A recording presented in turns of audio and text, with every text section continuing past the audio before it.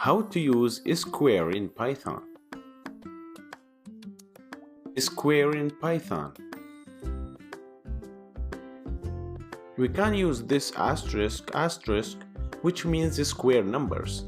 Python is very good and fast to calculate large numbers.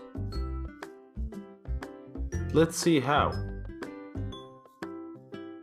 Like every time, first open terminal. Then type Python. Then you can use the square with any numbers you like.